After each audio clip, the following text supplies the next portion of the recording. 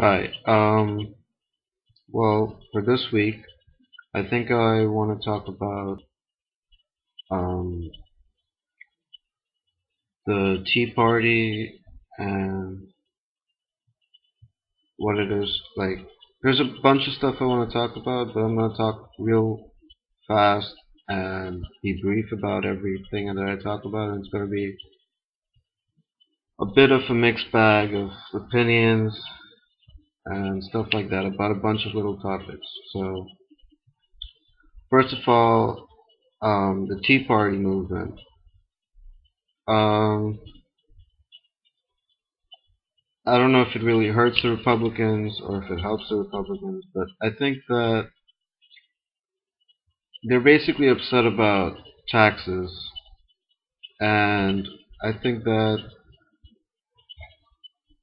look, the only argument they have, I mean, the Tea Party, the Republicans, the only argument they have is that they're going to cut taxes and that they're taking your taxes and stuff like that. But the reality is that, I mean, we've been having deficits for a long time. We need to check our history and see how long we've had deficits. Then we need to see other countries and see how long they've had their deficits. And then we need to see why our deficit is more than others. And you can also see when's the last time it worked. Like when Bill Clinton was on, and we did get a surplus for a very short.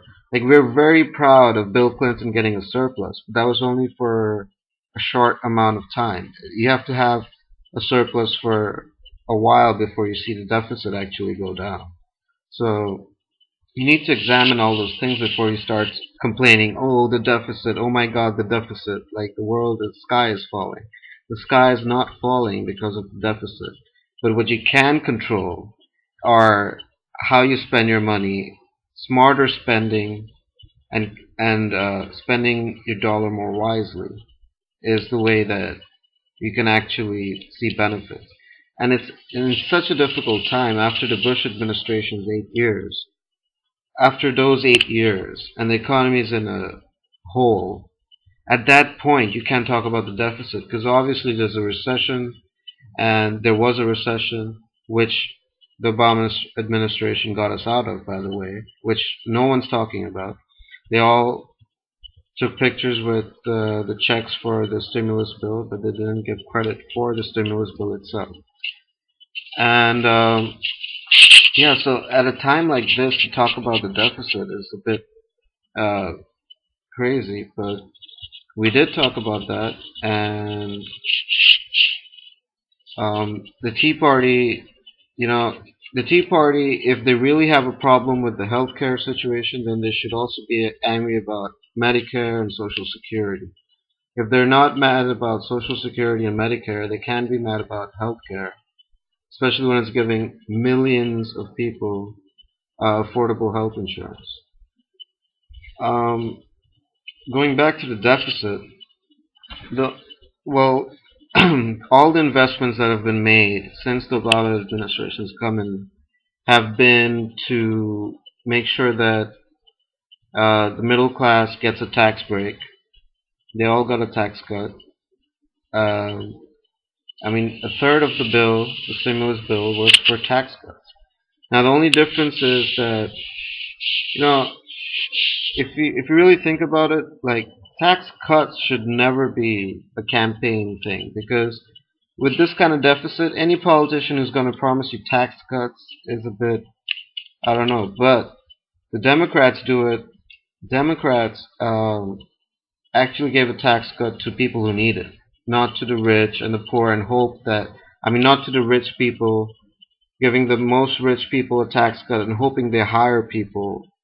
I mean, that trickle down philosophy has not worked for the Republican Party, and it doesn't work in general.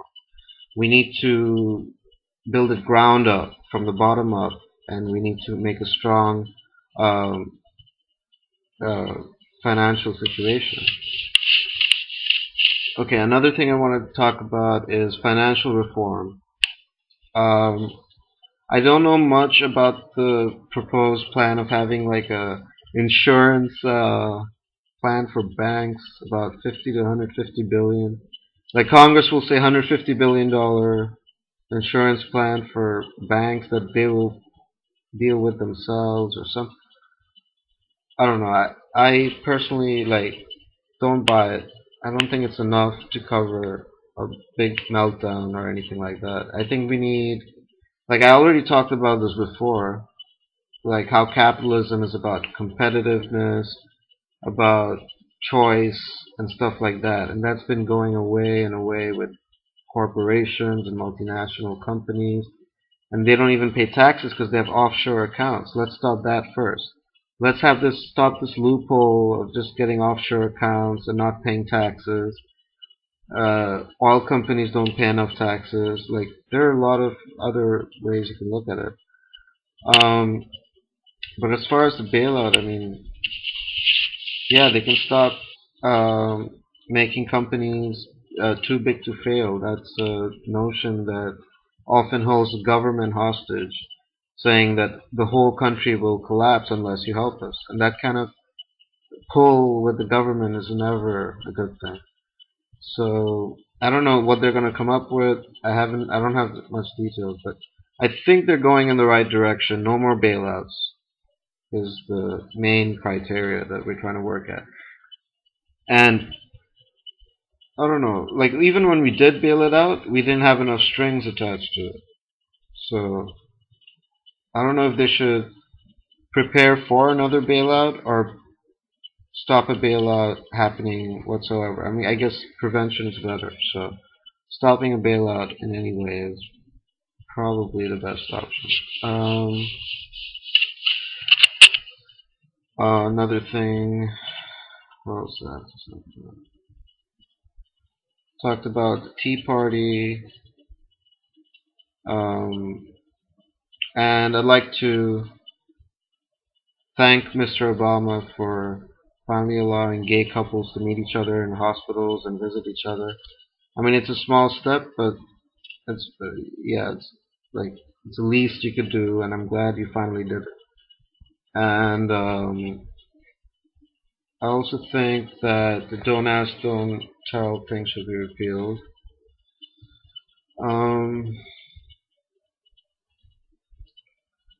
Deficits, taxes. Oh yeah, and when they keep telling you, oh, the future generation is gonna have to pay for it and stuff like that, like it just doesn't make sense to me. It's not like our kids are not gonna ever pay taxes. They always have to pay taxes. It's just that what are they paying for? And as long as they have something tangible to say, like, yeah, we have a deficit, but it's because we have health care for each other, or we have Medicare and we have Social Security to show for it. If they can say something like that, instead of saying, yeah, we have a deficit, but it's because of the war and the tax cut and the free Medicare medicine that we gave to old people. Instead of saying that, they could say, like, at least we have this for it. We know. Then they can make sense of it. They can say, okay, we're in a situation where we have this deficit, much like we are, but have this deficit and we're paying our taxes and this is the hole we're in and so on and so forth. But you can't just say, well, our kids are going to pay for it. Like you just woke up and you just realized that your kids are going to pay for your deficit, which has been going on for years and years and years. So I think all that's important. And for people who might not agree with what I said about the war in the Middle East and stuff, like all I have to say is people who are willing to blow themselves up uh, don't deserve to live.